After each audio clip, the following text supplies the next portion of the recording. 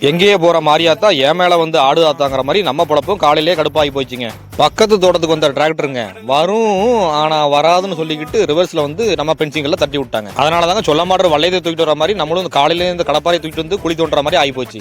நம்மளை பார்த்து tractor driver MGR மாதிரி தகதகன்னு மின்றீங்க சொல்லும் போதே சுதாரிச்சிருந்தா இந்த சம்பவம் நடந்திருக்காங்க.